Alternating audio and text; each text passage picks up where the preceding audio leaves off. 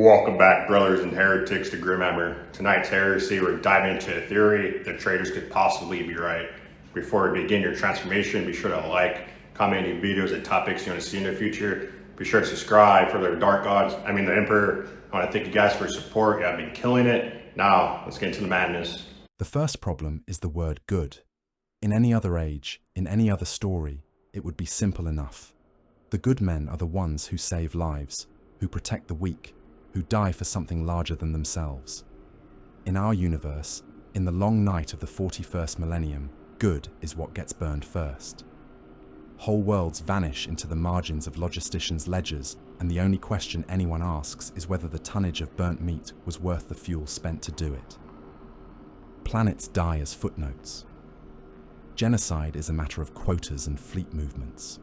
There are campaigns where the only record that a world ever existed is a line of script scratched on a data slate in a scribe's cramped hand, noting that the tithe obligation has been suspended due to extermination.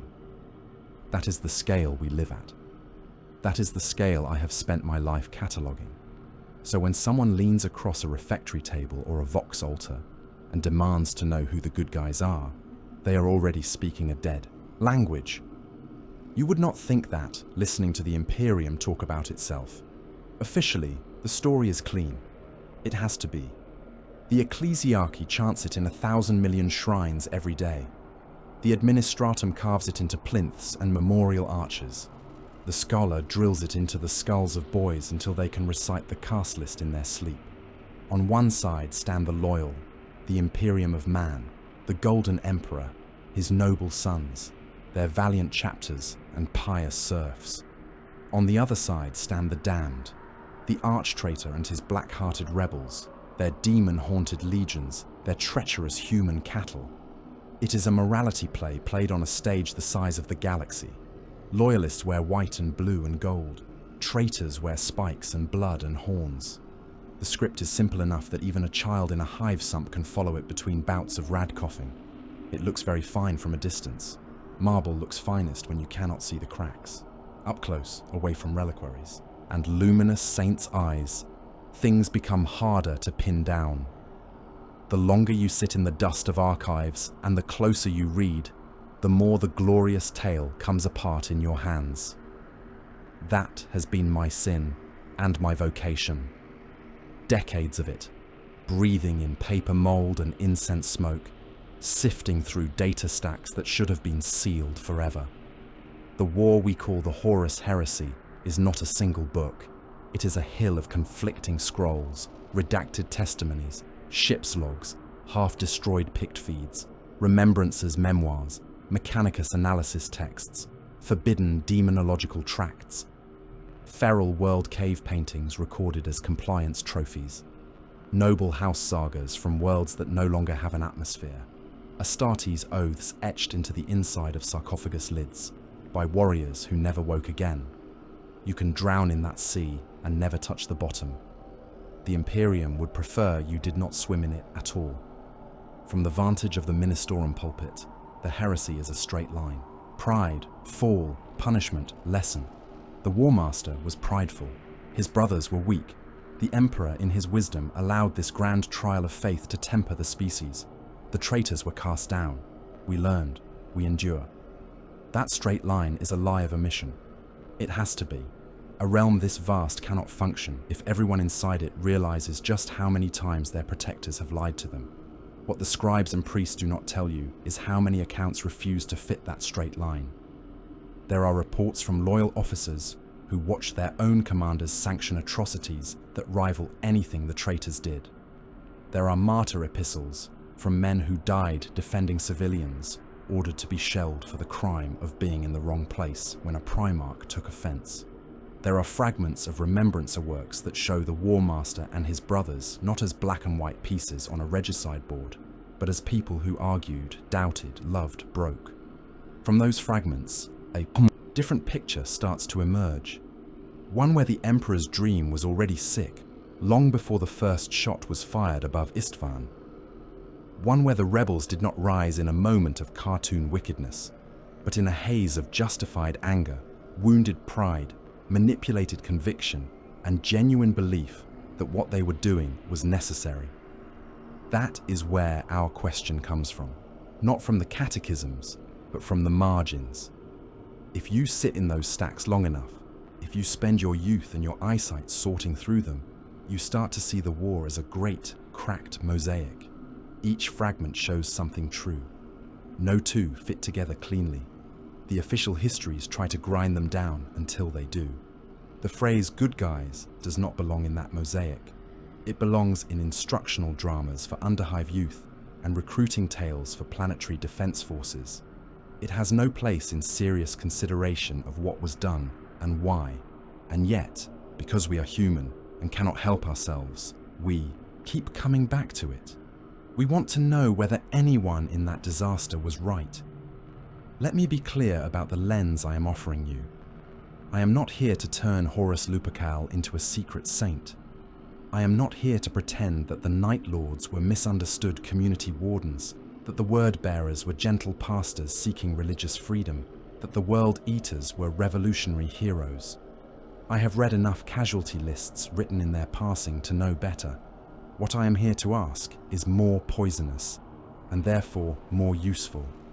In the light of what the Imperium became after their defeat, how do we judge the act of rebellion itself?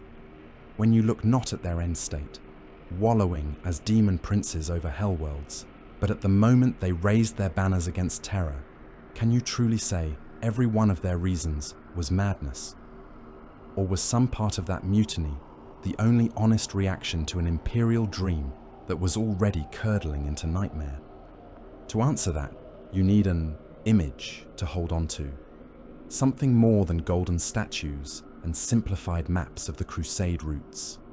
Picture terror after the siege. The smoke has not yet cleared. It never really will, but in those first days, it is still thick enough to choke even a transhuman throat.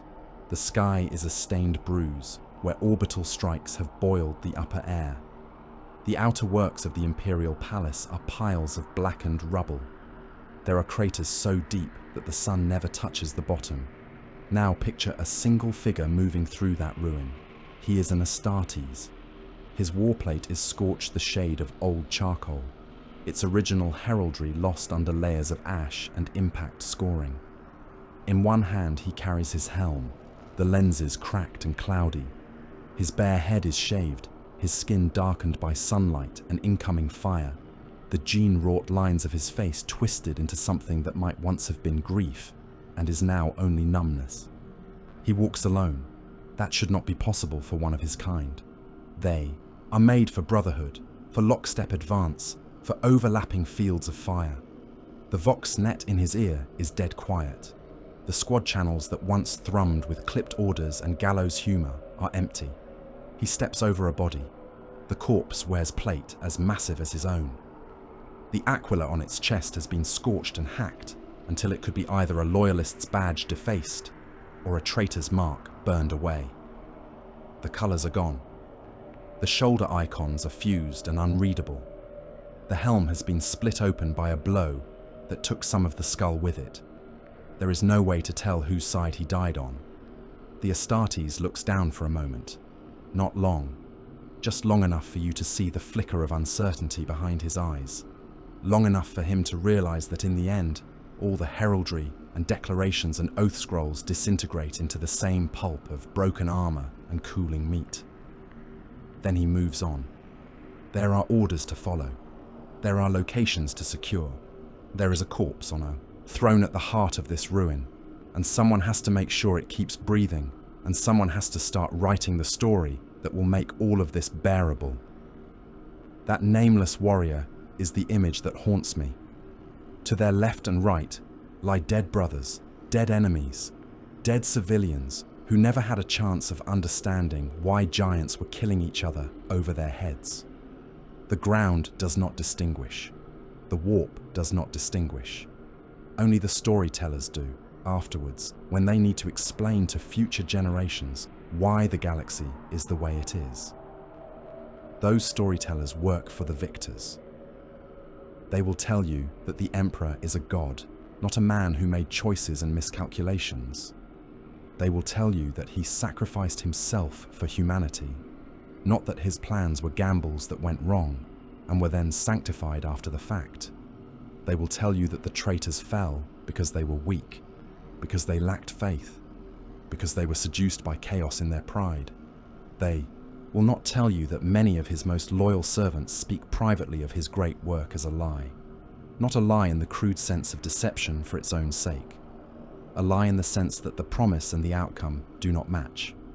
The promise of the Great Crusade was enlightenment, rationality, the banishment of superstition, the unification of a scattered species under a single secular banner.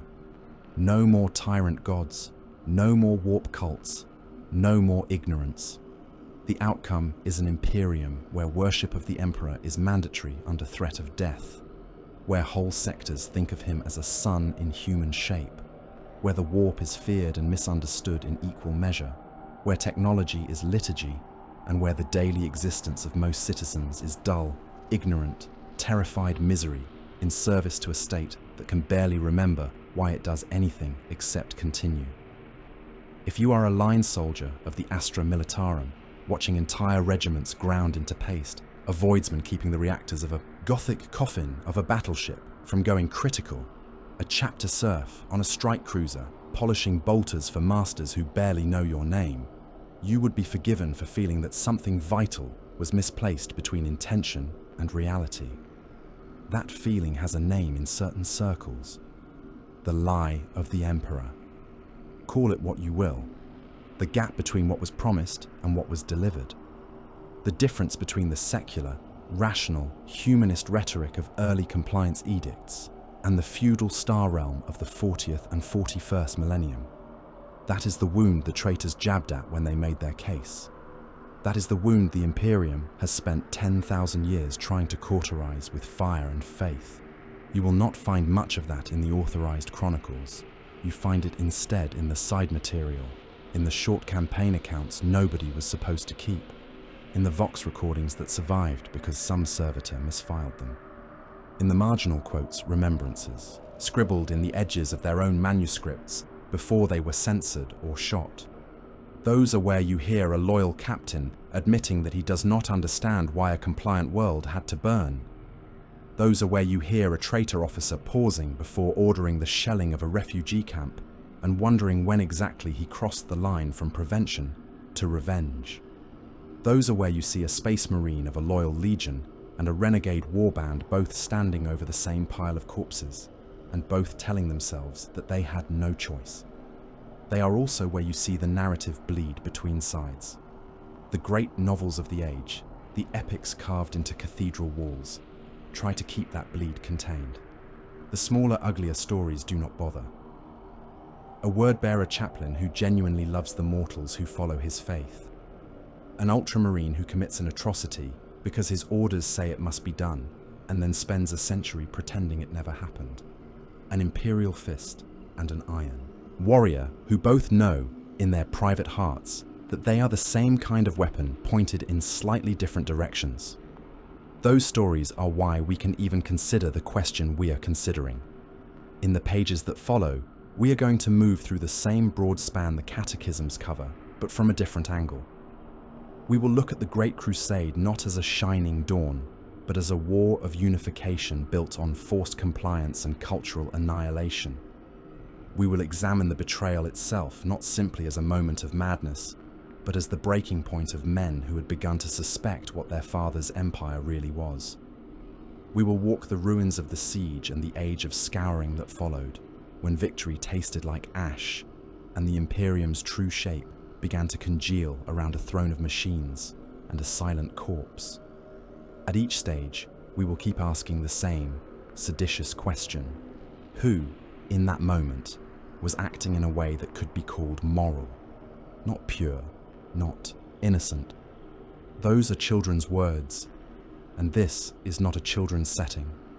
Just less monstrous, less willing to throw away lives for abstract goals, less committed to building a future that condemns its own people to endless, joyless war.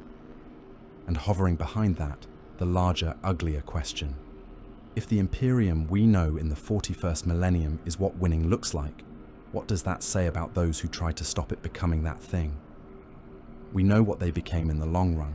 Demon princes, warlords, fragmented legions howling in the eye of terror. We know that chaos does not offer happy endings. But at that precise moment, before the rot had gone all the way through, before the warp had eaten their ideals and spat them back out as mockeries, were they entirely wrong to rebel? You can already feel, I hope, how dangerous such thoughts are. Somewhere in the lower levels of the administratum hives, there are serried ranks of clerks whose only job is to make sure questions like this never see daylight. Somewhere in the black ships of the Inquisition, there are interrogators ready to flay away every treacherous notion you have ever entertained. Somewhere in the Schola Progenium, drills are being barked right now to ensure the next generation never thinks in these terms at all. On a hive world, in a flickering downhive data den, you might see a forbidden vox burst for a heartbeat before the sensors cut it, a title flashing across a cracked lumen screen, some anonymous heretic's attempt to spark this same thought in minds less jaded than mine. The traitors are the good guys? Just like that, a single treasonous question mark at the end. In the Imperium, that question is a death sentence. In the pages you hold, in the dim light of a study far from the ears of commissars and confessors, it is our starting point. The story they tell about the Great Crusade is beautiful if you let yourself believe it. It begins in marble, it always does. High, reliefs in basilica nave vaults, shrine mosaics flickering in candle smoke, parade banners carried through the habways on saints' days. You see the emperor in gold and white, striding across the stars, a radiant figure haloed by artificial suns. Around him march his armies, serried ranks of giants in coloured plate, blades resting on their shoulders, bolters held at the ready. Behind them, worlds kneel. Barbarism is swept aside. The lost children of mankind are gathered home, one compliant system at a time. On vox dramas and in scholar lesson pics, the legions are painted as angelic liberators. They descend from the heavens wreathed in fire, banners snapping, heraldry bright. They tear down mutant tyrants, crush Xeno's slavers, break the backs of warp cults. Everywhere they go, Imperial truth follows, clean, secular, unifying. No more false gods, no more ignorance, only reason, order, and the Emperor's stern, paternal light. If you only ever saw those images, you would think the Great Crusade was a triumphal procession that happened to involve a few regrettable skirmishes. The first thing the records teach you, if you have the luxury to read the parts that were not meant to survive, is that compliance rarely looked like a parade. There are worlds that greeted the Imperium with open arms. Isolated, frightened polities, eager to be part of something larger than themselves. Desperate for protection against whatever horror waited beyond their pale skies. Those make for good sermons, so you hear about them often. You hear less about the worlds that resisted. There is a consistent pattern. It shows up in Legion campaign logs, in after-action reports, in those dry, precise Mechanicus data sheets that no one ever expected a human mind to read with any sort of emotional involvement. First, the envoy. A remembrancer might even be allowed to watch that part. A warrior in polished plate, flanked by honor guard, stepping down a gunship ramp to offer terms. Unity under terror, integration into a galactic order, a place in a rational, enlightened humanity. The local rulers have time to consider, to consult their councils, to weigh the demands against whatever ragged sovereignty they currently enjoy. Then the choice. Some kneel, many do not. There are 1,000 reasons: pride, fear, religious conviction, an unwillingness to abandon ancient treaties with Xeno's allies, a simple, stubborn refusal to let a stranger from the sky dictate the shape of their children's lives. The Imperium calls what happens next compliance. Orbital patterns shift. Shipboard augers lock onto planetary shields and defense grids. Macro cannon and lance batteries begin to speak. Nightside becomes dayside as bombardment strips away atmosphere and crust. Seas flash boil. Continents vanish under curtains of white light. When the guns fall silent, the legions descend. In the catechisms, this part is called liberation. On the ground, in the handful of soldier diaries and accidental picked stills that escaped later purges, you see a different reality. Astartes moving through cities whose defenders you never hear named, stepping over bodies that were citizens a few hours before, temples toppled, icons shattered or carted away to be pulped and melted, priests dragged from altars, scholars from libraries, voidfarers from their guild halls. Some go quietly, some do not. It rarely matters. The old order is not negotiated with, it is erased. Imperial truth is a secular faith. That is the ironic beauty of it. It insists that gods are lies, that superstition is poison, that humanity must stand on its own feet without the crutch of divine comfort. It makes no room for compromise. Existing religions are declared false. Holy books are consigned to fire. Sacred calendars are rewritten so that all dates point, backwards or forwards, to terror. The Great Crusade did not gently integrate believing populations into a wider, rational society. It took worlds where meaning was bound up in local gods and ancestral spirits and hammered that meaning flat under tank treads. If you have spent any time studying the deep history of old Earth, you will know that civilizations can end without a single exterminatus order ever being given. The scholars of better centuries spoke of the collapse of Bronze Age societies, empires that thought themselves eternal, folding within a few human lifetimes, trade networks snapping, literacy vanishing from wide swathes of land, great cities shrinking into villages clinging to their ruins. In those ages, all it took was a handful of bad harvests, a few raids, some climate shift no one could predict, and the delicate latticework of culture and knowledge evaporated. Humanity had to relearn how to write, had to dig its own forgotten cities out of the dirt and guess at what they had once meant. Now take that principle and spread it across the stars. The age of strife shattered human civilization once. Warp storms and mad machines, rogue psychers and ravening Xenos fleets broke the interstellar web that had been spun during mankind's ancient technological apex. Worlds were stranded, regressed, lost. The Emperor rose out of that chaos and, with his legions, began to stitch something new together. At least that is how the legends have it. In truth, every time a compliance fleet burned a world that would not kneel, it was accelerating that same civilizational collapse on a local scale. Every time a planetary data archive was purged because its contents were deemed incompatible with Imperial truth, knowledge died. Every time a technocracy chose annihilation over submission to Mars, another strand of potential human futures was cut. You can trace it in the pattern of redacted entries. Remarks like primary data banks destroyed to prevent hair-tech contamination. Or the simple chilling notation, no survivors worth integration. An empire that truly prized knowledge would have found some way to preserve and adapt what it found. The Imperium did not. It treated every deviation as a threat. It prized compliance over curiosity, control over understanding. It is easy, in that light, to say that perhaps the Emperor and his servants had no choice. The dangers of ancient technology were real. Old AI rampancies, the abominations known as the Men of Iron, the false machine gods that had nearly consumed humanity once already. The galaxy is littered with the bones of civilizations that went too far and drew things down on themselves that they could not fight. The trouble is that the Imperium responded to that danger not by cultivating true wisdom, but by growing a layered paranoia. Consider the standard template construct systems.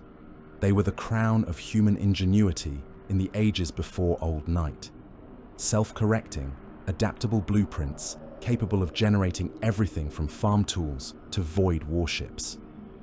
In the current age, the Mechanicus scavenges their fragments like carrion crows, picking at the sinew left on an emperor's corpse. The tech priests preach that innovation is heresy. They do not build new machines so much as perform rituals over half-understood survivors of a brighter time. They fear AI with such single-minded fervor that they will unmake entire branches of research rather than risk approaching the boundary. they call this piety. What it looks like, from the outside, is terror masquerading as doctrine. The Imperium sits on the remains of its own brilliance and refuses to look too closely. It knows what it has lost. Here and there, you find references. Senior magi quietly despairing over corrupted data cores. Explorator fleets returning from the edges of charted space with fragments of wonders they can barely grasp. The reaction is always the same. Wrap it in dogma. Seal it under sigils. Pretend that the decay is stability. This is not what a wise civilization looks like. It is what a wounded animal looks like, pacing the boundaries of a shrinking territory, lashing out at anything that comes too close to the old scars. Now put yourself on one of those worlds the Great Crusade claims to have saved. Perhaps you are born into a federated human polity that clawed its way out of the madness of the age of strife on its own. Your people rediscovered void travel, rebuilt industry, stitched together some kind of order across their own cluster of suns without ever hearing a word from terror. They evolved their own philosophies, their own sciences, their own rough compromises with the warp. Then the Imperium arrives. From orbit, they look like deliverance. At first, their ships are larger, their soldiers taller, their weapons brighter. They speak of unification, of mutual defense against all the things that lurk between the stars. They offer you a place in something vaster, a chance to be part of humanity, rather than a petty kingdom waiting to be extinguished by the next Xenos empire that wanders through. The price, as always, is obedience. Your local council is dissolved or folded into a planetary governor's office answerable to the administratum. Your fleet is taken into the Imperial Navy and redistributed across campaigns you will never hear about. Your scientists are told to report to visiting magi. Those who fit the Mechanicus mindset are grafted into that body, lobotomized culturally before the scalpels ever touch them. Those who resist, who cling to theories not sanctioned by Mars, find themselves tried for tech heresy and sent to penal legions or recycling pits. Your factories are retasked. Production schedules are rewritten. Instead of the goods your own people need, you manufacture lasguns and rations for distant wars. Tithe ships begin to visit, and with them come tithe assessors, counting bodies, grain, ore, promethium. Your sons are pressed into the guard. Your daughters vanish into the schola and re-emerge as commissars and fanatics. On paper, you are richer than you have ever. Roll across battlefields on the other side. You strip your own minds bare to build tanks that will roll across battlefields on the other side of the segmentum. When the requisitions become too much, when the strain snaps some vital system, when a hive collapses because maintenance blamed for the failures was diverted to war production, the administratum notes that your output has dropped and sends a chastening fleet. There are records of worlds that fought to a standstill against Xenos raiders for centuries, then broke under the weight of imperial taxation within a few generations of compliance. Their citizens died with the Aquila on their ration tins instead of a local sigil. That is the difference. If you read the internal communications of the legions during these campaigns, you can see the toll this takes, even on transhuman minds. The Astartes were created as instruments. They were never meant to be philosophers. They are conditioned from implantation to see the Emperor's will as their purpose. But conditioning is not absolute. There are always cracks. You find them in the margins of squad logs, in off-duty conversations captured inadvertently. In those rare, unguarded remarks, remembrancers were quick enough to write down before someone realized they should not be hearing them. At the start of the Great Crusade, the justifications are simple. We free mankind from monsters. We bring order where there was chaos. We destroy cultures that have given themselves over to abomination. Those words come easily when you are fighting orc empires and slaying warp-twisted monarchs who sacrifice their own citizens by the thousand. The longer the war goes on, the muddier the logic becomes. Astartes, who lasered their spiritual teeth on black crusades against the worst excesses of old night, find themselves ordered to root out much milder deviations. A secular world that, practices a harmless ancestor cult is treated the same as a demon-worshipping coven because both refuse imperial orthodoxy. A frail, struggling democracy that balks at signing away its autonomy is shelled into compliance with the same gusto as a renegade technocrat building forbidden machine mines. The Emperor's will is the Emperor's will. That is what they are told when they ask. They are not supposed to ask often. Imagine, for a moment, being locked into that role for centuries. You are a captain of the Death Guard, bred on a toxic world where your adopted father taught you to hate witchcraft and warped psychers because you saw firsthand what such powers did to common folk.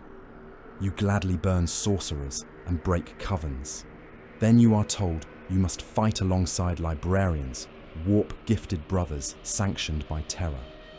You are told that now the witch is acceptable, provided he wears the right colours and recites the right oaths. Your disgust does not go away. It has nowhere to go, except inward. Or picture the Primarch of that same legion. He was raised fighting among poison mists, chasing down barons who had traded their souls for warp power.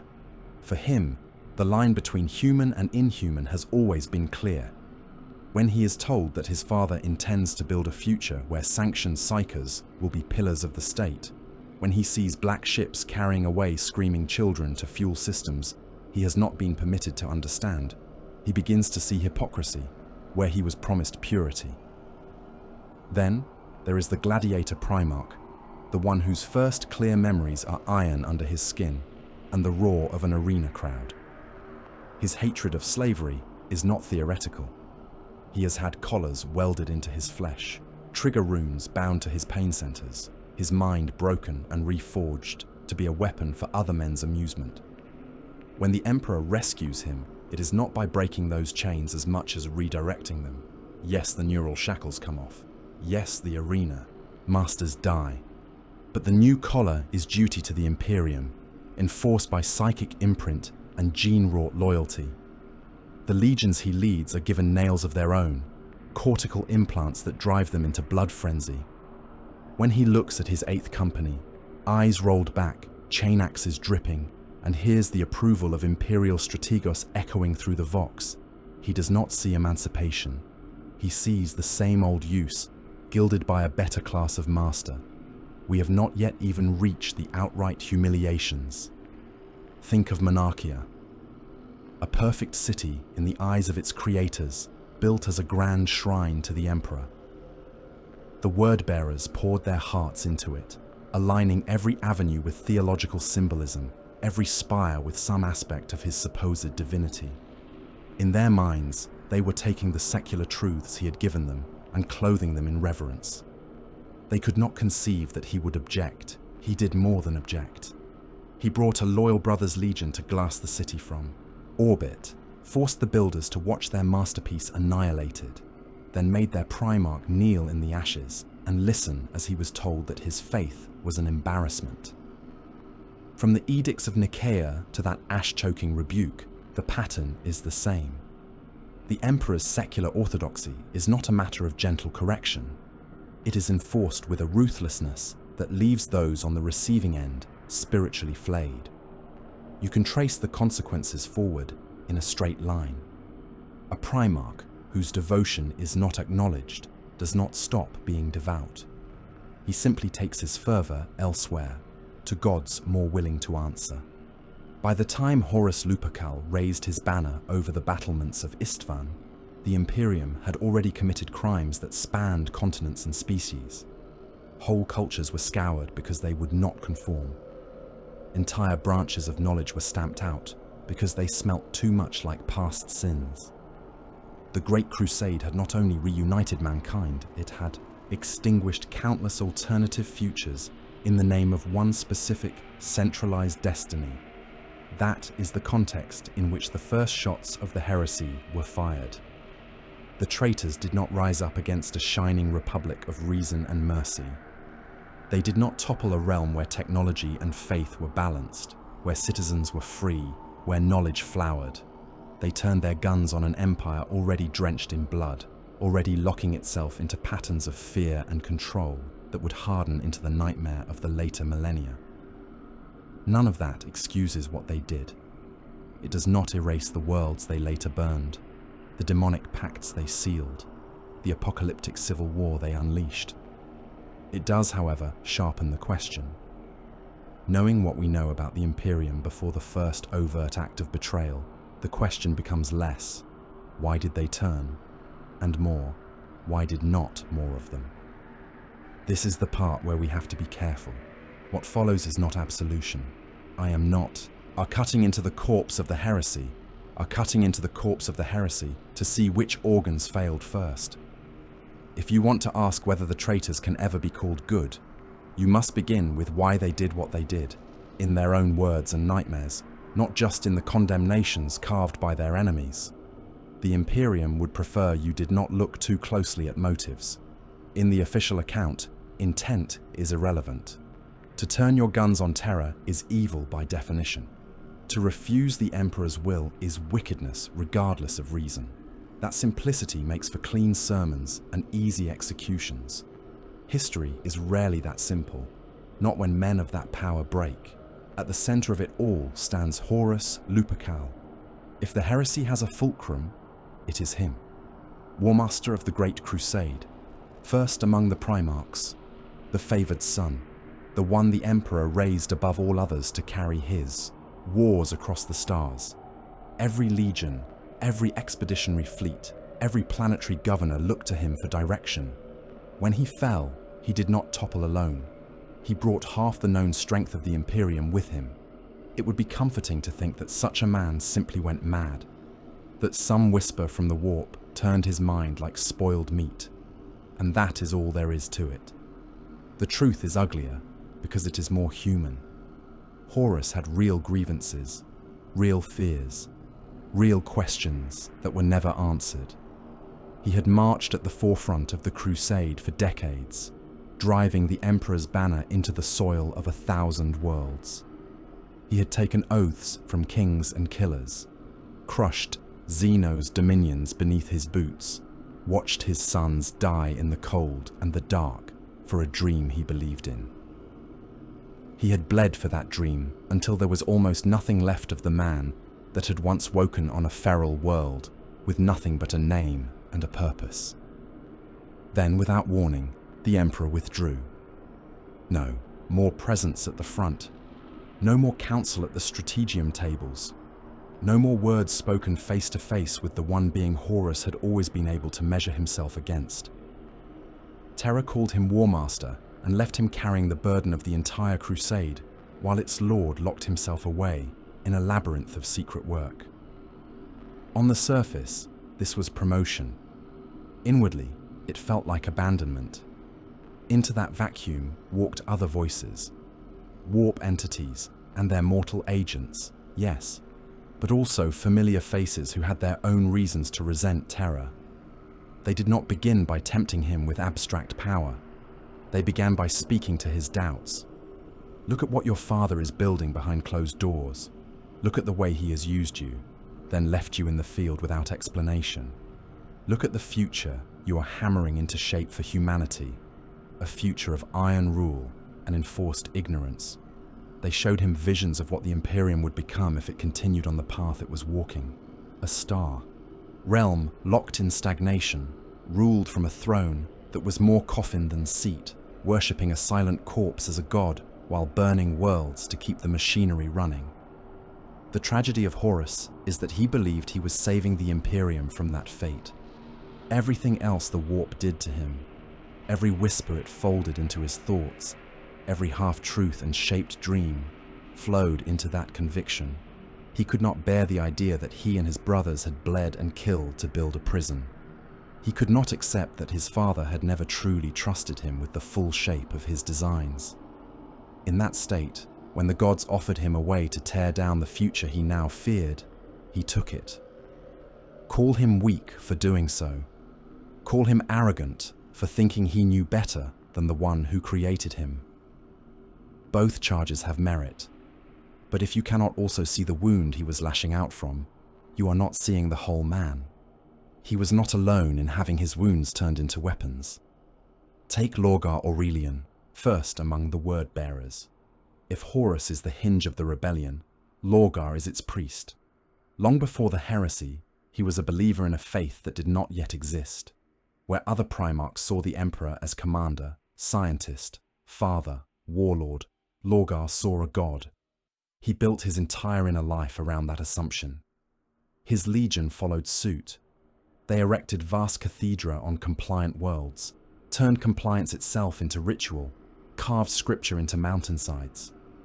To them, the Great Crusade was not just a war, it was a crusade in the oldest sense, holy, sanctified, suffused with meaning. Then came Monarchia, the perfect city, the greatest of their works, constructed to be a living hymn to their god. The Emperor came in person to see it destroyed. He did not merely rebuke them, he made their brother's legion tear the city down from orbit while they watched. He made Lorgar kneel in the ashes of his dream and told him that his faith was an embarrassment, that the Emperor wanted no worship, only obedience. You can mark the line that runs from that moment to the first true Chaos Temple raised by the Word-Bearers. A man like Lorgar does not stop believing because his god tells him not to. He simply begins to question whether he has been kneeling to the right altar. The ruinous powers exploited that. They did not approach him as cackling fiends. They approached him as answers. We are real, they said. We are the shapes your father pretends do not exist. We have always been here in the warp that guides his ships and fuels his psychers. He will not accept worship. We will. He is silent when you pray. We will answer. In Lorgar's mind, embracing them was not treason. It was a continuation of his devotional impulse. He did not think he was turning away from divinity. He thought he was peeling back a lie to see the gods that had always been there, behind the Emperor's secular mask. Of all the Primarchs, none took to that revelation more completely. He became its chief evangelist. When you read his sermons after Monarchia, you can hear the same love, the same yearning, redirected. The object has changed. The hunger remains. Then there is Conrad Kurz, the Night Haunter, who makes all talk of choice more complicated. If you study his earliest recorded acts on his night-shrouded world, the pattern is simple. He used terror to enforce a kind of order. He strung criminals from lampposts, flayed gang lords, turned murder into public spectacle. It worked. The crime rate dropped. People cowered indoors after curfew. The streets became safe in the narrowest sense. Less violence for the compliant, more for those who broke his stringent code. When the Emperor found him, he did not recoil. He named him son and gave him a legion to command. The Imperium did not reject his methods. It weaponized them. The Night Lords were unleashed on worlds that required terror to be brought to heel. They were told to break resistance by example, to leave such scarring impressions that thought of rebellion would die unborn. Cursor was never stable. He saw visions that may have been prophecy or may simply have been the reflections of his own damaged mind. He foresaw the heresy. He foresaw his own death at the hands of an assassin. He foresaw the endless decline of the Imperium into something so bleak that even he, raised in darkness, despaired. Every time those visions tormented him, he reacted in the only way he knew how, by doubling down. If the future was horror, then he would embrace it. If he was destined to be a monster, then he would make the name Night Haunter a thing that shook planets. The Imperium had helped write that script for him. Then, when the consequences became too ugly to be comfortably owned, it tried to disavow him. He was censured, cast out, treated as a rogue element rather than a product of its own choices. Kurz's fall is a self-fulfilling prophecy. He is told, implicitly and explicitly, that he exists to frighten people into obedience. He does so. When he begins to frighten the ones who commissioned him, they call him abomination and act surprised that the tool they made cuts their hands as easily as their enemies. It is not hard to see why, when rebellion began to brew, he found more kinship among those willing to burn down a corrupt order than among those trying to pretend it was still clean. Perturabo of the Iron Warriors is a different kind of tragic. Where Curzon made a theatre of horror, Perturabo built fortresses and broke them. His legion was the siege engine of the Imperium. When a world refused to yield, they were sent. When a citadel had to fall, no matter how many months or lives it cost, they were tasked with grinding it down. They dug trenches, raised redoubts, sapped walls. Their wars were not swift, glorious drops and clean shots. They were attrition given ceramite form. They did it well, too well. Success brought no laurel wreaths, only more work. They watched. Other legions praised for lightning strikes and dramatic victories, while their own achievements were footnotes. They saw Rogel Dawn lauded as master of fortification, while they bled uncelebrated to secure his precious bastions. When Perturabo built a wonder, it was taken for granted. When Dawn built one, it was honored. If you comb through Iron Warrior's commentary from that era, the bitterness seeps through even the formal language. They saw themselves as the unthanked laborers of the crusade, the ones everyone relied on and nobody respected. When Horus offered them a chance to turn their guns on the marble keepers who had ignored their sacrifices, it did not take much persuasion. Their sense of justified revenge had been fermenting for a long time. Mortarion is another node where structural hypocrisy bites deep. He grew up on a world where the line between sorcery and tyranny was razor thin. The overlords who ruled his poisonous home used warp-born powers to torment and enslave the human populations living in the valleys. Mortarion learned to hate that. Every fiber of his being recoiled from witchcraft. His great crusade, before the Emperor found him, was a slow, painful climb up toxin-choked slopes to kill the necromancers at their own altitude. The Emperor intervened at the last moment, stole his kill, claimed him as son, and lorded over a victory Mortarion had nearly paid for with his life. That alone would have left a sting. But the deeper wound came later. In the wider Imperium, Mortarion found psykers in gilded robes, sanctioned and praised. Librarians channeling the same warp stuff his old masters had wielded, now declared safe because Terra said so. Edicts that forbade some kinds of witchcraft while mandating others. He tried to draw a clear line and found only compromise. When he balked, he was told that this was the Emperor's will. When he was ordered to fight alongside powers he detested, he swallowed his disgust for the sake of duty. Every compromise corroded something inside him. By the time Nurgle extended a hand, with its offer of an honest, all-consuming corruption that did not pretend to be anything else, Mortarion was primed. He traded a hypocrisy he loathed for a filth he could at least understand. In his eyes, rotting openly was preferable to a purity that reeked of lies. Then there is Angron. Of all the Primarchs, his story is the closest to something you might call a simple, human rebellion. He was found chained in an arena, his brain mutilated by cortical implants, his world turned into a spectacle of slavery and blood. He should have died on the day he led his fellow gladiators in revolt, outnumbered and surrounded by his master's armies. Instead, the Emperor took him. Took, not saved.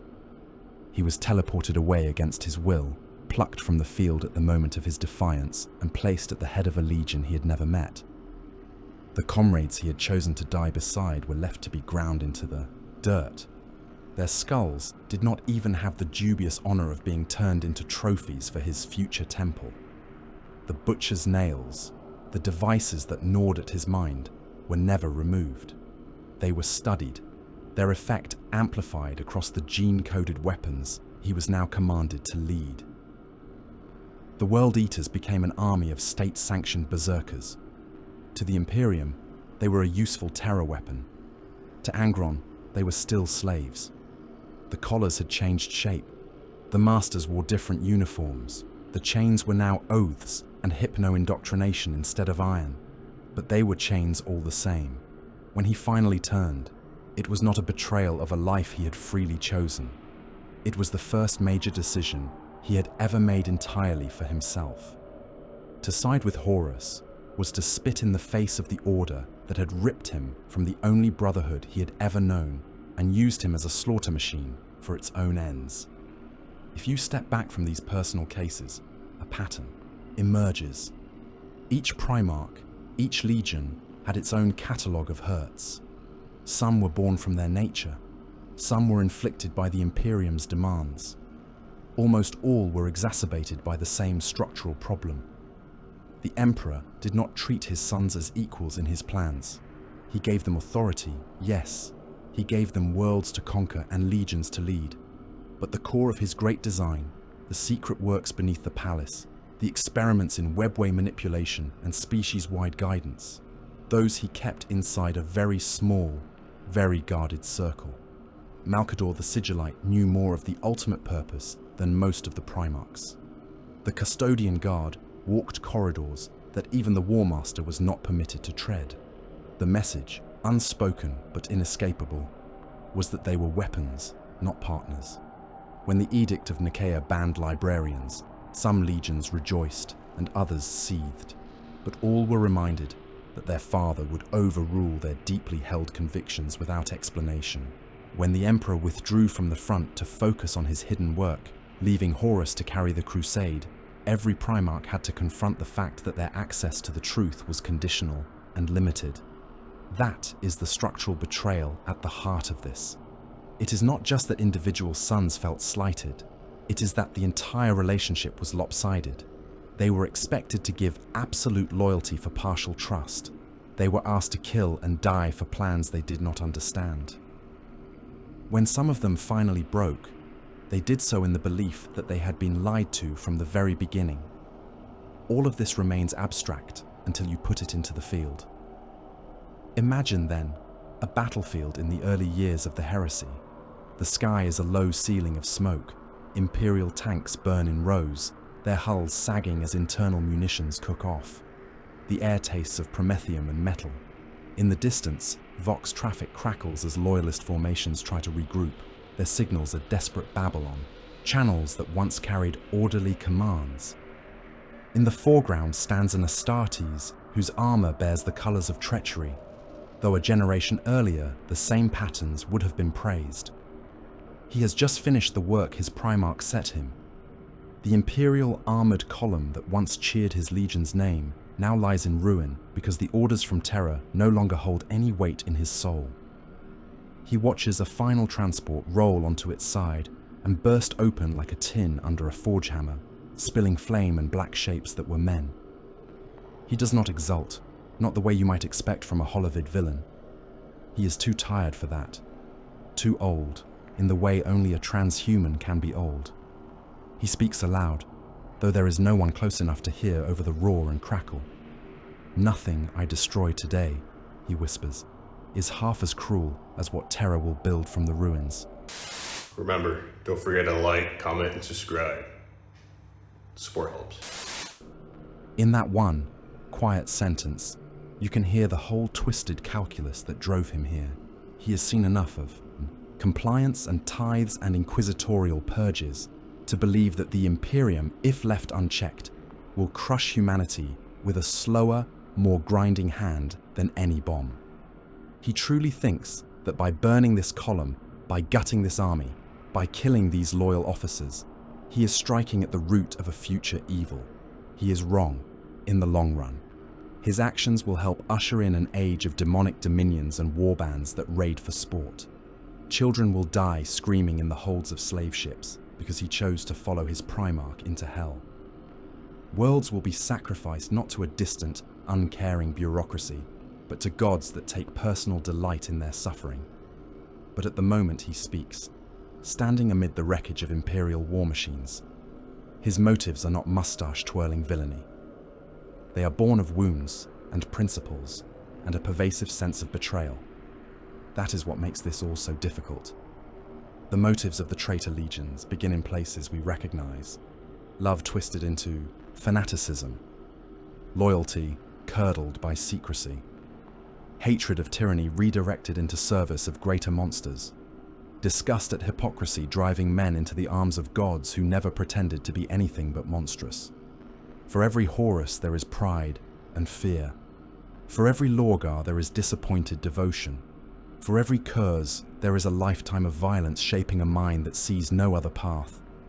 For every Perturabo there is bitterness at being used and discarded. For every Mortarian there is a disgust at compromised purity. For every Angron there is a collar that was never truly removed. If we stop the story there, it is easy to start talking about them as tragic heroes, as rebels with understandable grievances. That is the temptation lurking in any honest examination of their motives. We cannot stop there, because whatever their starting points, the methods they chose dragged them far beyond any defensible notion of good. They did not limit themselves to precise strikes against a flawed system. They unleashed a war that tore the soul out of a civilization. They opened doors in the warp that can never be closed again. They embraced powers that feed on pain and gave those powers more pain than any previous age had ever seen. The forensic work does not excuse what followed. It simply refuses to let the Imperium's simplified morality tale be the only record. To understand why they turned is to understand how easily righteous anger becomes apocalypse when the beings holding it can crush worlds in their hands. There are moments, if you are honest with yourself, when you find your sympathies drifting to the wrong side. You are reading an account of some nameless compliance, or a fragment of a remembrancer's memoir, or a campaign log that no one ever meant you to see. The heraldry blurs, the chapter badges and legion colours fade into the smoke, and all that is left is a single decision in the middle of hell. In that instant, stripped of sigils and catechisms, the traitor's choice looks less monstrous than the loyalists'. That is the thought you are not supposed to have. It slips in anyway. Consider a world on the edge of the Imperium during the Great Crusade, a minor agri-planet with nothing to recommend it but grain and compliant hearts. Its people work, pay their offerings, bow their heads when the Imperial double-headed eagle is raised above their town squares. They are not pure in the dogmatic sense. Their priests still whisper old names behind closed doors. Their shrines still bear the faces of local saints under hastily painted Imperial icons. But they tithe on time. They do not rebel. They send their sons willingly to the guard. When the War Master's fleets arrive in that system during the heresy, his officers mark the planet as strategically useless. Its only value is as a breadbasket. There are fortifications he must crack elsewhere, shipyards he must seize, forge worlds whose fall will truly wound terror. He could order extermination and never spare a thought for the farmers whose fields would become glass. The war has already seen such things over less. He forbids it.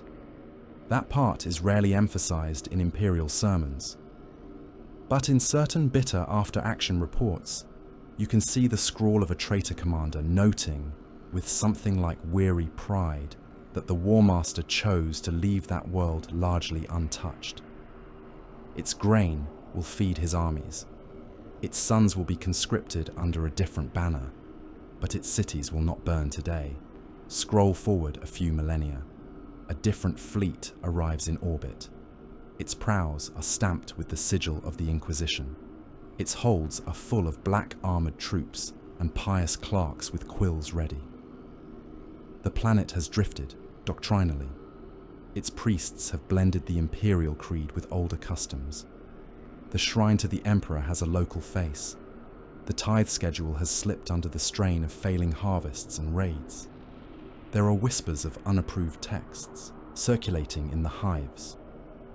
On some parchment on Terra, a line has been drawn through its name with the neat note, "Potential for corruption exceeds value." The order goes out. Bombardment patterns are calculated. When the fire falls, it is not a traitor warlord giving the command. It is a loyal servant of the High Lords. The screams rise just the same. In that narrow comparison, in that one very specific case, who acted less monstrously toward that world? The rebel warlord who saw no point in annihilating it, or the faithful inquisitor who did? There are other, smaller stories, almost too fragile to survive the foundry heat of the heresy, where traitors step into roles that look uncomfortably like protection.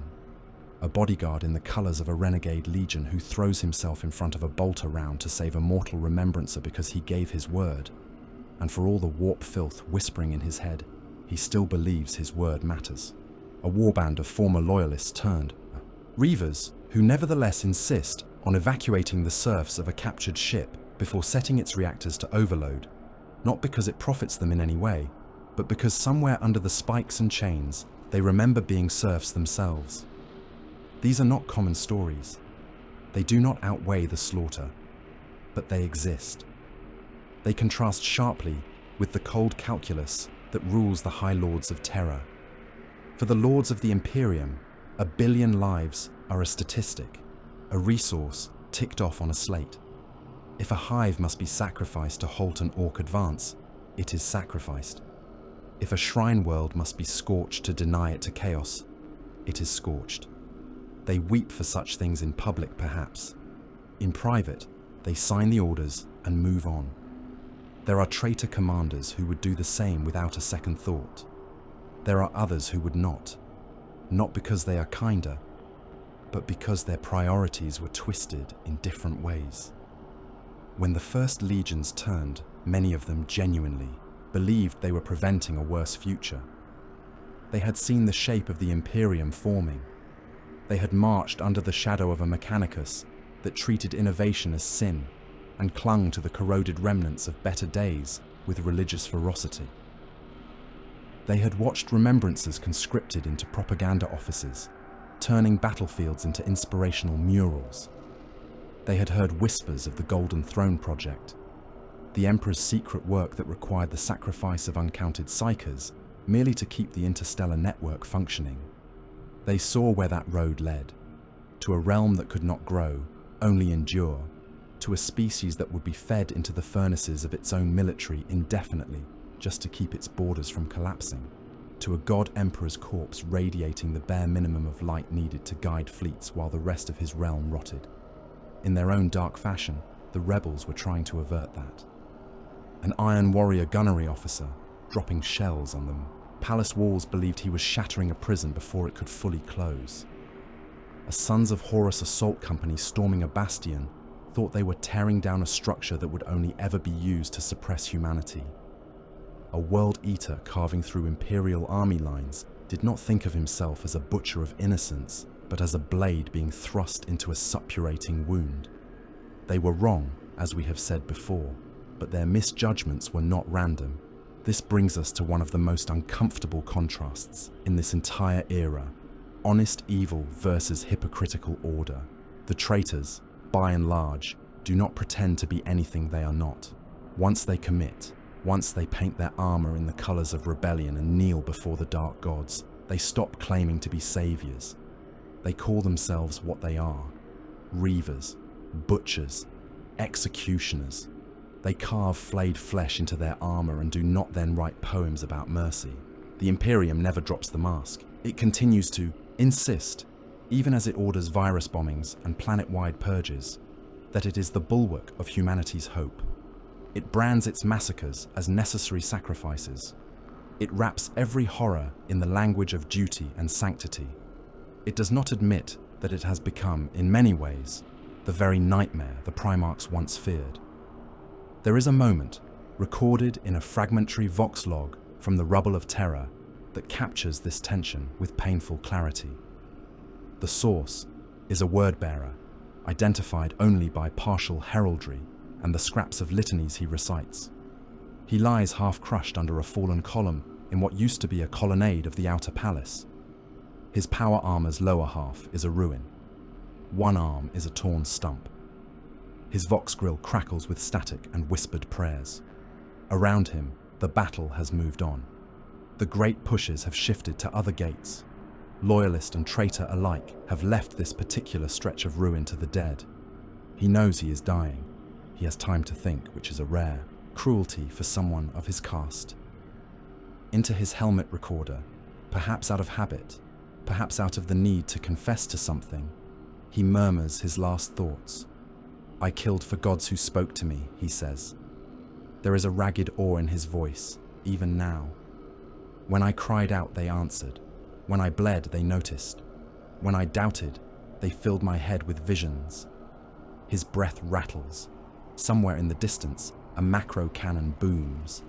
Across the walls, he continues. Across the void, on 100 worlds they sent me. I burned cities, broke shrines, cut down men who only wanted to live out their days. I did it because they told me this empire was a lie, that the one on the throne would never hear me, never care. He coughs wetly. His vox picks up the sound of his own blood. I look at them now, he says, meaning the loyalists, meaning the defenders of the palace he tried to breach, meaning the entire apparatus wrapped around the golden throne. They kill for a corpse that has never once answered. They march for a sigil stamped on a wall and call it virtue. If I am damned, so are they. The only difference is that I know who damned me. The recording ends in static and a long, low moan as his armor finally shuts down. You cannot build a clean moral hierarchy from that. You can only feel the weight of the paradox. After the siege, in the time some call the era of ruin, the lines blur even further. The grand banners are gone. The great plans are shattered. The legions are broken into fragments roaming half-destroyed systems. Loyalists hunt traitors. Traitors ambush loyalists. Both scavenge from whatever civilian infrastructure is still functioning. The Astronomicon flickers. Warp storms gnaw at the edges of reality. On a dozen blasted worlds, you can find scenes that look the same no matter whose colors were originally worn. A lone space marine, armor scorched and paint long since blasted away, trudging across a wasteland of glass and twisted steel. He has painted over his old Legion markings, or they have worn down to ambiguity. The corpses around him wear no identifiable insignia. Some legionaries in that period deliberately removed their heraldry, tired of being hunted for sins they personally did not commit, or unwilling to be recognized as part of a realm they no longer believed in. There are warbands of former loyalists who, cut off from their command structure and their home worlds, slip gradually into the role of raiders just to survive. There are traitor shards who, abandoned by their primarchs and ignored by their supposed gods, end up defending a single beleaguered human settlement because it gives them something to hold on to. When the sky is still burning from orbital fire, when the air is full of radioactive dust, and the only law is what you can enforce with your own hands, the labels loyal and traitor start to feel arbitrary. They describe where you stood once on a distant field. They do not always describe what you are doing now.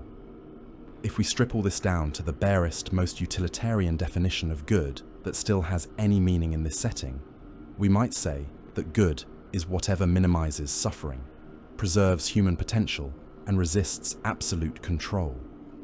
Measured that way, are there specific battles, worlds, decisions, where the path chosen by rebels lines up more closely with that idea than the path chosen by loyalists? There are. There are times when a rebel commander refuses to bombard a hive because he remembers what it is like to be at the bottom of one and decides that this particular target is not worth the atrocity. There are engagements where a loyalist admiral orders extermination on a world that had attempted negotiation simply because the protocol manual says deviation must be punished. There are campaigns where traitor forces shatter the power of a planetary tyrant who has been hiding his abuses behind an Imperial charter, and the population genuinely experiences the aftermath. As liberation, you can point to those and say, look, here, in this moment, the traitor choice resulted in fewer corpses and less oppression than the loyalist policy would have. It is not nothing. In a galaxy this starved of mercy, even small pockets of it matter. But you cannot stop the analysis at the scale of single battles. Because while those moments exist, while there are flashes of restraint and shards of remembered humanity among the rebels, their long path leads to places that make the ugliest edicts of the High Lords look almost gentle. It leads to demon-forged citadels where the walls themselves are made of screaming faces locked in an eternal moment of agony. It leads to slave wars fought not for strategic gain, but for sport. For the entertainment of lords who have forgotten that the figures writhing below them were once human. It leads to pirate fleets that descend on worlds not to overthrow tyrants or dismantle corrupt institutions, but to feed tithe wagons heading into the warp, full of captives destined for sacrifices that give nothing back but a little more power to beings that already have too much. The Imperium maintains its horror by bureaucracy and inertia. The traitor dominions maintain theirs by deliberate, active cruelty.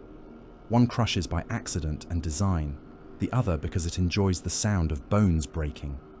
In that sense, the rebels fail even in their self-appointed role as critics. They see the rot, they name it, they rage against it. Then they take the tools they have been given and build something even worse with them. That is the final cruelty of this paradox. The traitors are, in many ways, the only voices in the heresy who accurately call out what the Imperium is. They are the ones who say, this empire is built on atrocity. This dream is already dead on its feet. This future your father is building will choke the species. For that honesty, the Imperium will never forgive them. It cannot afford to. At the same time, by choosing the methods they chose, by embracing the powers they embraced, by letting their justified anger carry them into a war that tore the heart out of human civilization, they ensured that the horrors they feared would not only come to pass, but would be magnified. They did not avert the nightmare. They helped lock it in. So yes, there are moments when a traitor looks like the better option. There are scenes where, if you ignore livery and ignore the grand causes painted over the top, the rebel's hand is the one that turns aside from a greater evil, while the loyalist plunges straight into it. If you never admit that, you are not reading the sources honestly. But if you take those moments and build from them a narrative in which the traitors are the true heroes, you are committing the same sin as the Imperial propagandists, merely in reverse. You are simplifying a tragedy into something you can cheer for. The truth is more uncomfortable. The traitors are sometimes the only honest critics of what the Imperium became. They speak truths that no one inside the palace walls will admit. And yet, in giving themselves over to rebellion without limit, they help ensure that the age of horror they decry will never end. Terror never really healed. In the first days after the siege, the cradle of mankind looked less like a world and more like a wounded organ, cracked and weeping. The palace, that had once been a symbol of imperial certainty, was a shattered massif of broken buttresses and collapsed domes, its walls chewed by bombardment, its courtyards full of rubble and the dead. The sky above it was a permanent bruise, stained by the particulate ash of burned cities and the slow bleed of orbital debris. In the heart of that ruin sat the golden throne. Once, the phrase had meant a seat, a symbol, a thing a man could stand up from if he chose. Now it was an engine that stretched down into the bones of the planet, a maze of cabling and pylons, a webway of psychoplastic conduits and neutronium spars. At its visible tip, a corpse slumped, kept from true death only by mechanisms and sacrifice. The Emperor of mankind, who had marched at the head of armies and argued with his sons beneath the banners of victory, had become infrastructure. There are descriptions of those first silent hours in the throne room that somehow escaped the censor's knives. Custodians standing like statues, their armor scorched and rent, refusing to move as magi and gene priests swarmed around the machinery. Tech adepts weeping oil tears as they interfaced their minds with the malfunctioning systems. Malcador's empty chair, the air heavy with incense and the stink of cooked flesh from the last psychers whose lives had been poured into the nascent beacon. A single phrase appears again and again in those accounts. We have won. It is always followed by a pause, written or unwritten. Some gap in the script where the scribe seems to hesitate. What exactly had they won? The era that followed would later gain a name: the Scouring, the end of the heresy, the cleansing of traitor remnants from the galaxy.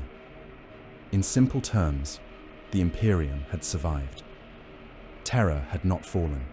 The arch-traitor was dead. The Emperor, though broken, still existed. It would have been easy and useful to cast those facts in the light of triumphant victory. The truth on the ground was different. The tone of the time was not triumph. It was ruin. You can feel it in what little first-hand testimony survives. Officers of the Imperial Army who expected celebrations and found themselves shipped out again almost immediately, this time chasing broken warbands across half-dead systems.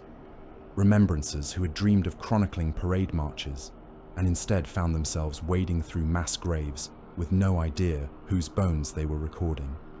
Astartes, loyal to the core, standing on the shells of cities they had helped save and feeling only exhaustion. The war was not cleanly over. It had simply changed shape. On some fronts, the traitor forces did exactly what the simplified histories say they did. They fled for the shelter of the warp, driving their crippled fleets into the eye of terror like wounded beasts seeking a lair. Many did not make it. Their ships broke apart in the tempests at the edge of real space. Their crews went mad or worse. Their names became curses whispered in ecclesiarchy shrines. But a great many did not flee at once, or at all. Some died on terror, cut down in the palace corridors or buried under fortifications that collapsed on friend and foe alike. Their bodies fed the carrion flocks that circled the ruins and the mass pyres that burned a permanent haze into the planet's air. Others scattered into the wider Imperium and became targets of a different kind of war. Over the following decades, loyalist fleets rampaged through the segments that had declared for Horus. They were not gentle. What had been the War Masters' territory was subjected to a series of hammer blows that broke rebel infrastructure piece by piece. Every world suspected of sheltering a traitor garrison became a battleground. Every bastion that flew the wrong sigil found itself ringed by the guns of those who had once called its occupants brother. Not every traitor fragment waited passively to be hunted. Some carved out petty empires in the vacuum left by the collapse of central authority. Former Legion captains set themselves up as warlords on backwater worlds, proclaiming their own creeds and carving their own symbols into palace walls that had once held the Aquila. Other groups, particularly among the more fanatical legions, turned inward and doubled down. The word-bearers are a clear example. Their dream of a decisive victory for their new gods had died on the walls of the Imperial Palace. The Emperor lived, of a sort. The Imperium still existed, albeit in a wounded form. The great, clean inversion they had once preached, false secular order swept away, true faith enthroned, had not come to pass. They were scattered into hosts and fellowships, their Primarch gone into the depths of the warp to seek ever more rarefied communion. In the wake of that failure, their ideology did not soften. It calcified. They became more rigid, more obsessed, more determined to prove that their choice had meaning. The scale of their ambition shrank even as their fervor grew. They shifted from trying to convert the galaxy in one apocalyptic war to corrupting it world by world, cult by cult, shrine by shrine. In that drift, they became what you might call theologians of damnation, arguing over points of doctrine in demon-haunted halls, while the wider galaxy bled. Fabius Bile embodies a different trajectory. Once, he had been a chirurgeon of the Emperor's children, a master of the gene arts, tasked with maintaining the primacy of the Legion's vaunted perfection. After the heresy, with his Legion shattered and its pursuit of sensation having eaten away any remaining restraint, he walked his own path. Stripped of the illusion that any one war could reshape the Imperium, Bile turned to experiments that made the works of the Mechanicus look timid. If the Emperor's design for humanity had led to this, he reasoned, then it was the design, not just the implementation, that needed tearing apart. Clones, spliced gene lines, vat-grown monsters, attempts to better the Astartes template or supplant it entirely. His legacy in those years is a trail of laboratories built in the shadows of dead worlds, each one leaving behind a different kind of abomination when it fell. Bile still spoke, in his own way, of saving humanity, of freeing it from the genetic and institutional prison the Emperor had built. The methods he chose placed him firmly beyond any redemption, but his starting point remained that same wound we have traced elsewhere. The conviction that the old order had failed too completely to salvage. While the traitor shards were trying and failing to turn loss into a new kind of purpose, The loyalist response hardened into something that would define the next 10,000 years. The scouring fleets were not composed of serene liberators. They were full of warriors who had seen their homeworld nearly fall, who had watched brothers die in their thousands in defense of a throne whose occupant would never speak to them again. Their rage needed an outlet. They found it in fire. Worlds that had taken Horus's side out of fear or opportunism, or simply because a traitor fleet had reached them first, were scoured with little distinction. Civilian populations were deported, purged, or left to starve when infrastructure was pulverized. Planetary leaders were hanged from their own palace gates. Penitent regiments were raised from among the survivors and hurled into the worst war zones as expendable shock troops. If you read the internal memoranda of those campaigns, there is very little of the triumphal rhetoric that later generations assume. There is a lot of language about cleansing, about necessary suffering, about ensuring that the price of treachery is so overwhelming that no one will ever dare pay it again. In principle, this was about restoring order. In practice, on more than one world, it was almost indistinguishable from the excesses committed during the heresy itself. The line between justice and revenge, always blurry in the Imperium, vanished almost entirely in those years. At the same time as they were unleashing this punitive fury, the surviving Lords of Terror began to build a story they could live with. The heresy had broken more than walls. It had cracked the self-image of the Imperium. The Emperor had been shown to bleed. His sons had turned on him. The myth of inevitable rational progress that had underpinned the Great Crusade was gone. Something had to replace it, or the entire structure would eventually collapse under the weight of its own disillusionment. The replacement was faith and simplification. Marble blocks were carved with new maxims, engraved with quotes from those who had died loyal, and a carefully curated selection of the Emperor's own recorded words. Dome interiors that had once been decorated with star charts and abstract celebrations of human ingenuity were repainted with scenes of saints holding back tides of darkness. The traitor primarchs and their legions were reduced, in these artworks, to horned silhouettes and red-eyed demons. Historians became editors. Whole swathes of pre-heresy documentation were sealed, redacted, or quietly destroyed. Remembrancer works were sifted for passages that could be repurposed as moral lessons and purged of anything that made the rebels look too human. In Scholam texts, Horus's doubts and ideals vanished. Only his pride and fall remained. It is in this period that the story we have been taught as children really solidifies. The heresy becomes a cautionary tale rather than an open wound. There were also structural changes, born from hard lessons on the battlefield. Robert Gilliman looked around at the shattered legions and the cratered palace and drew a conclusion that, in isolation, was as sane as anything the Imperium has ever done. A single legion of tens of thousands of Astartes, loyal to one gene sire, and able to redeploy its strength across the galaxy with minimal oversight, was too dangerous to be allowed to exist again. Thus, the Codex Astartes and the breaking of the legions. The vast fighting forces that had once obeyed only their primarchs were split into smaller, codified chapters. Each would be roughly the size of a single legionary battalion, or thereabouts, each bound to a stricter doctrine of engagement, each with clearer lines of accountability to Terra. No more one man at the head of half the Imperium's might. No more war masters.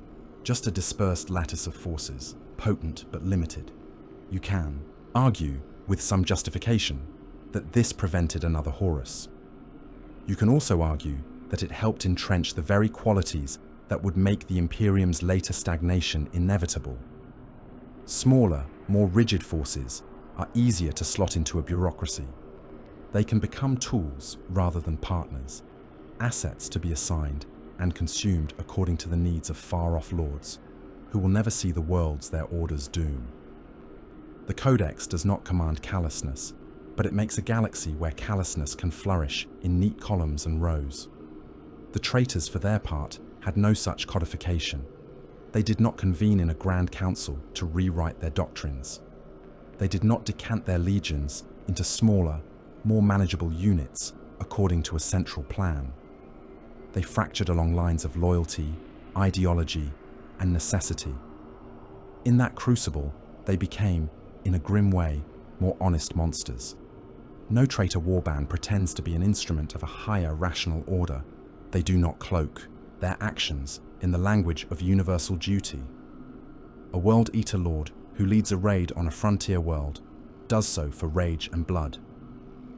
A word-bearer, dark apostle who corrupts a shrine, does so out of genuine, if twisted, devotion. A Night Lord's pack that crashes its strike cruiser into a hive and spends a decade hunting in the underdecks does not call itself a liberation force. It calls itself what it is. The Imperium, emerging from the same furnace, becomes a sanctified monster. It wears its horrors in the shape of law codes and liturgies. It writes them into the schedules of tithe collectors and the edicts of inquisitors. It mounts the skulls of its victims not on spikes in the open, but in ossuaries under cathedrals, where they can serve as props for sermons about the cost of disobedience. It is tempting, faced with that, to grant the rebels a perverse kind of moral advantage. They do not lie, you might say.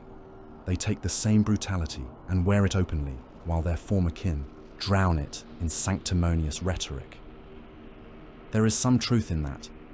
It can be easier to see a Night Lord coming than an administratum decree. The terror one deploys is at least honest about its intent. Yet even in the hearts of the loyal, the lines are not as clear as the newer histories pretend. There is a recollection, preserved in a private chapter archive, from a veteran Astartes of a loyal legion who spent the decades after the siege-hunting rebels across the void. He had been at the walls, had watched the War Master's flagship burn. He had every reason to hate. In his later centuries, while serving as a spiritual advisor to younger brothers, he was asked about the scouring. Did they do what had to be done? Was it worth it? He answered carefully. His words were never meant for public consumption. On some worlds, he said, what we did in the Emperor's name after the war was worse than anything the War Master ordered during it. He did not mean the grand cataclysms. Horus had thrown planets into the warp, had unleashed demonic hosts, had shattered whole systems. No one could outdo that in sheer spectacle. The veteran was talking about the smaller, meaner horrors. The planets where the scouring fleets arrived years after the main conflict, long after the traitor garrisons had fled or been wiped out. The worlds where the population had spent those years scrabbling to survive, only to be told that their survival itself was a crime because they had not died fighting for terror. The purges of collaborators that swept up anyone who had once traded bread with a rebel soldier. The raising of settlements that had sheltered wounded on the wrong side, even when those settlements had also fed loyal deserters. He remembered personally ordering the shelling of a town whose only sin was being built on land that a traitor warband had used as a mustering field. The buildings were rebuilt later. The scars stayed in his memory. He was not a heretic. He did not turn his back on the Emperor. He crossed himself and muttered penitential litanies after speaking, but he could not quite align the reality of those actions with the clean narratives carved into the walls above him. That dissonance is the truth we keep circling back to. When the last heavy guns fell silent above Terra, when the last traitor flagship translated into the howling refuge of the Eye, there was no chorus of angels, no clarion call declaring a final, unambiguous victory for good over evil. There was an empire on its knees, a god welded into a machine, legions broken and scattered, and a galaxy whose surface area devoted to ash had increased considerably. The heresy did not end with clear moral victors. It ended with one side having more guns still pointed at the throne world when the firestorm stopped. You have carried this question this far, so we may as well say it aloud one last time. Are the traitors the good guys? You knew when you first saw those words scrawled across a cracked lumen screen or whispered in a data den that they were wrong. You knew because everything the Imperium has ever pumped into your skull tells you so. You also knew, or at least suspected, that there was something in the question you could not leave alone, or you would not still be here after all these pages of ash. By now, you have walked through the Great Crusade's pretty lies, the slow rot beneath them, the motives of the rebels, the moments where they almost looked like the better choice, and the wreckage that followed. You have seen enough to know that any simple answer is going to be a betrayal of the scale of the thing. Still, we have to answer it. The first answer is no. By any normal ethical measure, what the traitor legions did and what they became is indefensible. They did not simply resign their commissions and go home. They opened fire on their own species with weapons designed to crack planets. They shattered loyal fleets, butchered human populations who had nothing to do with their quarrel, and invited the worst things in the warp into real space as allies. They made pacts with entities that feed on suffering. They turned worlds into altars. They took prisoners not as unfortunate necessities of war, but as raw material for sacrifices and experiments. They razed cities only to rebuild them as monuments to torment. They tried to kill the being who, for all his failures, remained the one mind in all humanity, with a chance of steering the species through the storm. Horus Lupercal did not merely turn his back on a flawed empire, he drove a spear into the heart of human civilization and twisted until it broke. Lorgar Aurelian did not merely seek gods who answered. He became the architect of a faith that sanctifies atrocity and calls it devotion. Angron did not merely rebel against his chains. He unleashed a style of war in which restraint became a forgotten word. You can sympathize with their wounds, understand their grievances, trace the cracks that ran through their souls from childhood to damnation.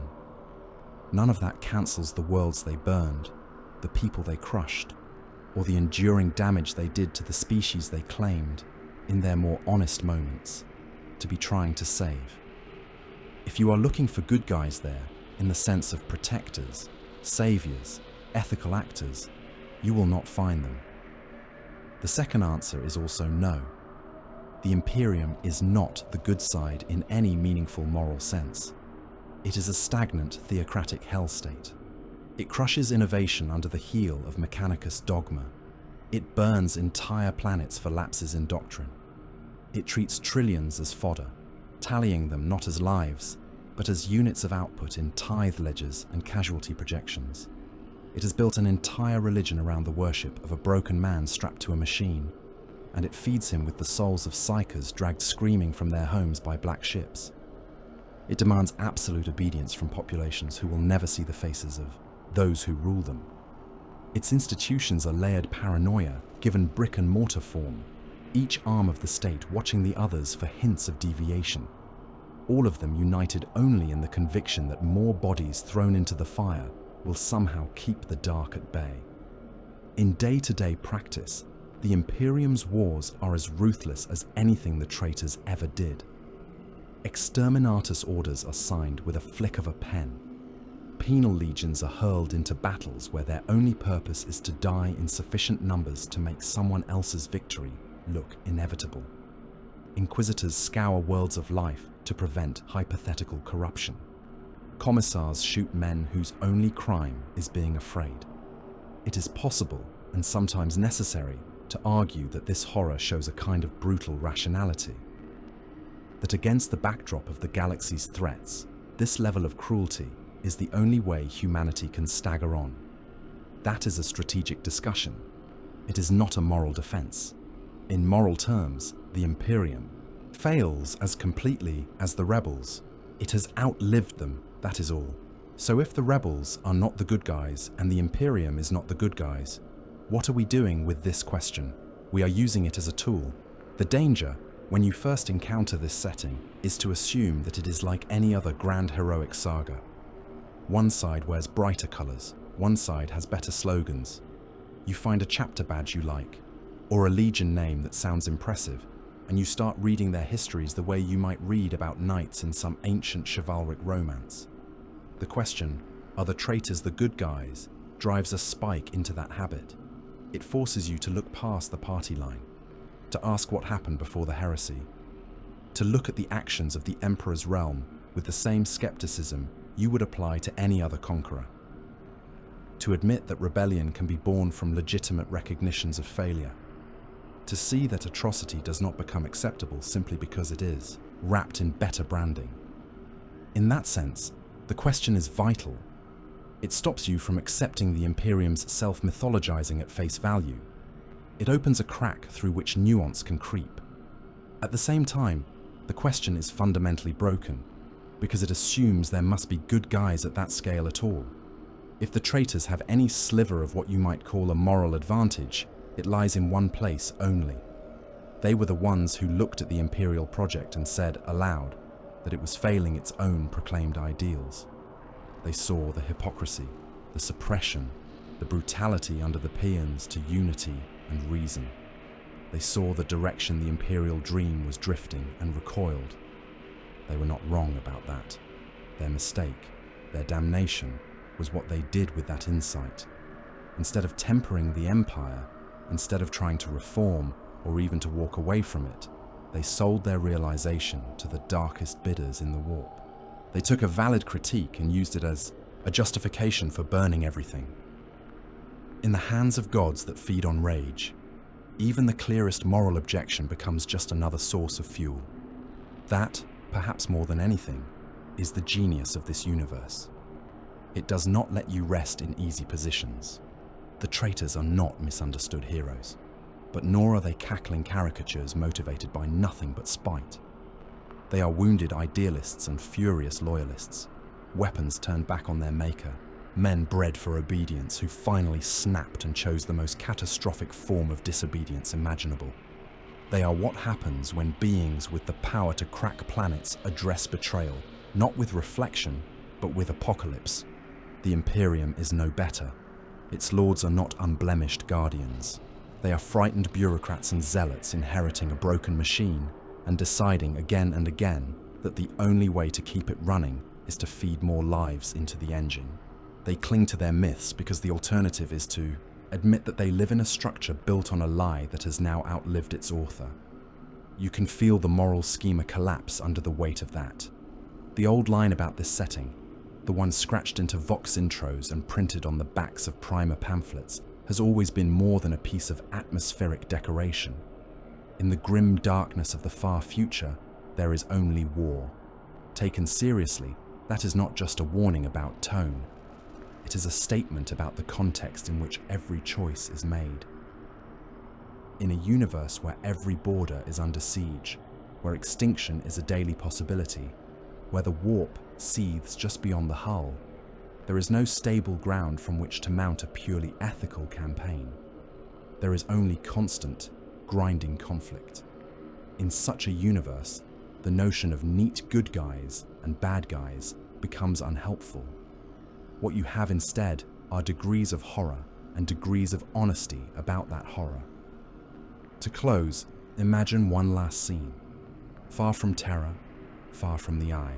Of terror, on a forgotten archive world that has escaped notice for no virtuous reason but simple obscurity, a single chronicler sits in a cramped cell, surrounded by shelves of mouldering data slates. He is old in the way that only men who live their lives under dim lumen strips can be old, skin sallow, lungs scarred by recycled air and dust. His back is bent from years spent hunched over work surfaces. A pict of the Aquila hangs above his desk, more out of habit than piety. He has, through a chain of accidents and misfilings, access to records that should have been destroyed. Legion transcriptions, unedited remembrancer prose, inquisitorial reports that never made it back to Terra. He knows the risk of reading them. He has read them anyway. On a thin, illicit sheet of actual paper, he scratches out a history no one has asked him to write. He lists the crimes of the rebels, the bombardments, the demonic manifestations, the broken oaths and shattered palaces. He lists the crimes of the Imperium, the purges, the exterminations, the 10,000 years of sanctioned ignorance and necessary cruelty. He does not balance them like a ledger. He knows there is no neat equivalence to be found. He simply lays them side by side in ink and sighs. At the end of this unrequested chronicle, he adds a single, treasonous line. The only heroes in this war were the ones who refused to kill when ordered. He is thinking of a guardsman on some ash world who lowered his lasgun rather than fire into a crowd because he could not bear to add another corpse to the pile. He is thinking of an Astartes, loyal or traitor, who stepped aside instead of stomping down on a crawling, unarmed man. He is thinking of a clerk who quietly lost a piece of paper that would have consigned a hive to death from orbit. None of their names are recorded. Their actions changed nothing at the strategic level. The heresy raged on. The Imperial endured. Chaos laughed and took its due, but in the tiny spaces between those grand forces, there were moments where individual human beings chose not to add to the tally. The chronicler knows that his document will never be read. He knows that if it is found, he will be silenced. He writes it anyway, because sometimes the only act of resistance left is to tell the truth, even if no one hears it. That is where we end up when we follow this question all the way down. The traitors can, in specific, narrow frames, look like the good guys. Standing next to an inquisitorial kill order, a rebel commander staying his hand can seem almost merciful. In a given war, on a given day, under a given sky, the path chosen by a renegade can result in less suffering than the one chosen by his loyal counterpart. But when you step back, when you zoom out from individual tableau to the long, dark sprawl of the age of the Imperial, they are just another face of the same devouring nightmare. Their choices helped lock the species into the very state they feared, with an added layer of warp-born damnation for garnish. So perhaps in the end, the only truly good act left is not to pin that word on any legion, any Primarch, any banner, but to recognize that there are no good guys at the level the legends are told. To understand how and why that truth was buried under 10,000 years of lies, and to remember it anyway.